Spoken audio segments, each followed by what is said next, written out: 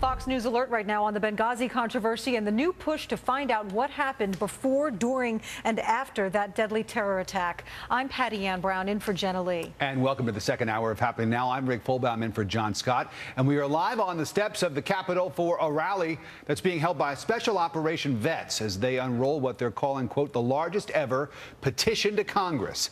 It contains the signatures of 1,000 Special Ops vets, and they're demanding a House Select Committee to investigate the Benghazi terror attack. The deadly assault on our diplomatic outposts in Libya last September 11th killed 4 Americans, including our ambassador, Chris Stevens. He was our ambassador to Libya. And since then, hearings on what went wrong have taken place, but still a lot of unanswered questions. And that's why Congressman Frank Wolf now taking to the House floor on almost a daily basis to push for a House Select Committee investigation before Congress recesses next month.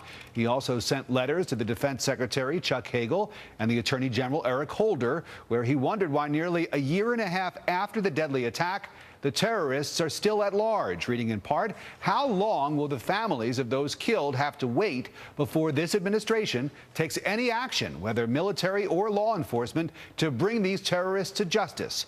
Chief Intelligence Correspondent Catherine Herridge is live on Capitol Hill with more. Catherine. Well, thank you, Rick, and good morning. It's been nearly a year since the Benghazi terrorist attack, and some Republicans on the Hill complain that they've never heard publicly from the survivors who were at the consulate when it was attacked and were then evacuated to the CIA annex, and they blame the administration. The State Department has refused to release a lot of the witnesses from their commitments, that they signed an oath of secrecy or whatever. We're asking the State Department to allow the witnesses to come forward, stop interfering with investigations.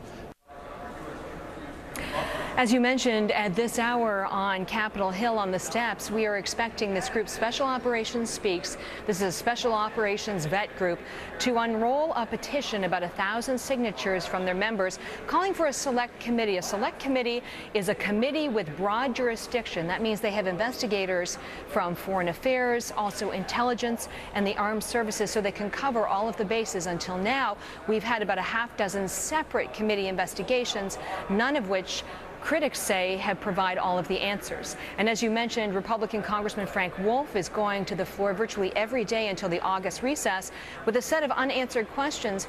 Specifically, he wants to know why there was no military response on September 11th, and also why the U.S. consulate in Benghazi was never secured.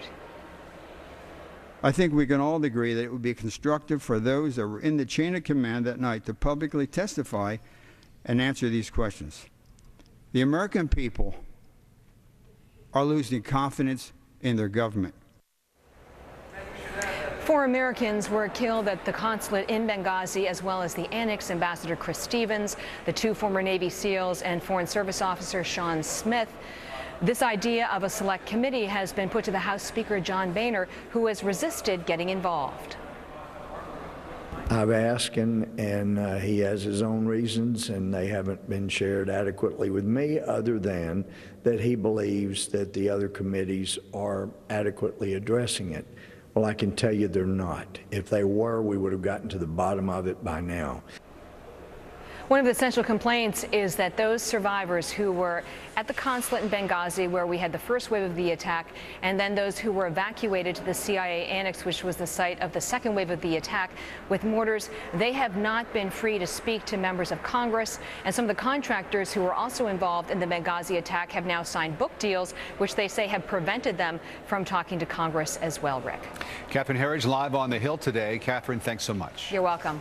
And for more now on the Benghazi controversy, let's bring in Jonah Goldberg, the editor-at-large of National Review, also a Fox News contributor. Thank you for being with us, Jonah. Hey, Patty, thanks for having me. So the former head of U.S. forces in Africa, General Carter Ham, as Catherine Herridge reported, says he was in Washington on the day of the Benghazi attack, September 11, 2012. He was with the Defense Secretary Leon Panetta and the Joint Chiefs of Staff Chair Martin Dempsey when they got word of the assault on the consulate. Last weekend, General Ham told this Aspen Security Forum, quote, "It became apparent to all of us quickly that this was not a demonstration, this was a violent attack." He was asked to clarify how quickly, and he said within hours after the initiation of the attack. Within hours. Why is it that this is being considered political when people try to complain about the spin being put out by the White House that it had to do with this video? Well, here's the basic problem, I think, that we're in at this point, is that basically, I think most fair-minded observers of what happened in Benghazi we basically know what the truth is that the White House or the administration was ill-prepared for an attack. We were attacked. It was a terrorist attack because spontaneous protesters don't bring RPGs and coordinate fire. So it was a terrorist attack. The White House didn't respond to it. Brave Americans died. And afterwards, the White House, in the midst of a presidential campaign, particularly because Hillary Clinton wants to run in 2016, concocted essentially what they thought was a face-saving cover story about what happened, and partly out of politics, partly out of error. And the problem is that most people now know this, and what Carter Ham has just said basically confirms this. The problem is that you're never going to get the White House to admit it at this point. And you're never going to get Hillary Clinton to admit it. And so the Republicans are stuck in this position of just wanting the administration to admit the truth that we all kind of recognize is correct. And they're being beaten over the head with seeming political when they're just trying to get the truth. And the response that you get from the administration, and particularly the Hillary Clinton people who are masters at this, is that this is all old news. And that is a terribly effective response in today's media culture, which constantly wants new information. You just say something's old news and people don't care, even though the old news is that the White House lied about something and Americans died. Right. Well, as we mentioned, right now, a group is in Washington unrolling this petition. It's 60 feet long. It demands that the House appoint a select committee to investigate, and it includes the signatures of 1,000 special ops vets. They're called Special Operations Speaks. We just heard Catherine Herridge saying that Speaker Boehner is resisting calls to pass this bill, H.R. 36, that would call for a select committee. Why would that be? I think in part because Boehner has an enormous amount of other things on his plate. I think he takes it very seriously, the charge that the Republicans are too obsessed with investigations and all of that. Also, he's a big fan and has been pushing very hard for returning the House to regular order and doing things through the committees. And I think he's made assurances to a lot of committee chairs on that in that regard. Personally, I would love to see a select committee. My sense is that, just as a sort of a media observer, is that the way this really actually will get back in the news, is, as much as I respect these special ops guys, is when some of these books come out and these guys who are witnesses at the scene, they're going to basically say once again that the White House story was a lie.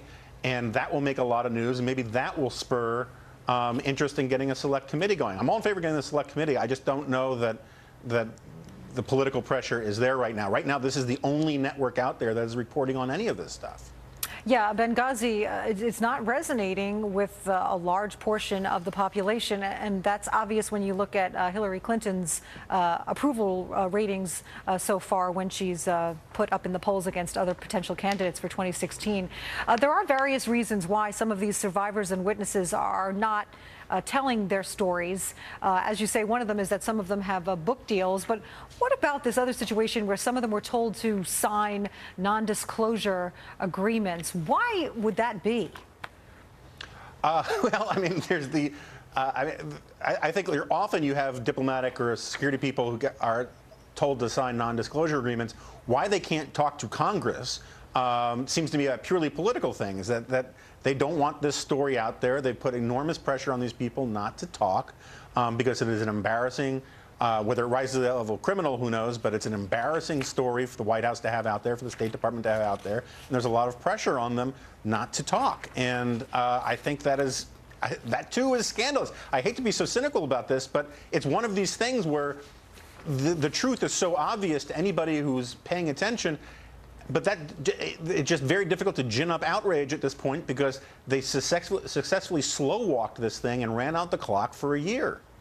All right, Jonah Goldberg, thank you so much for joining us. Thank you.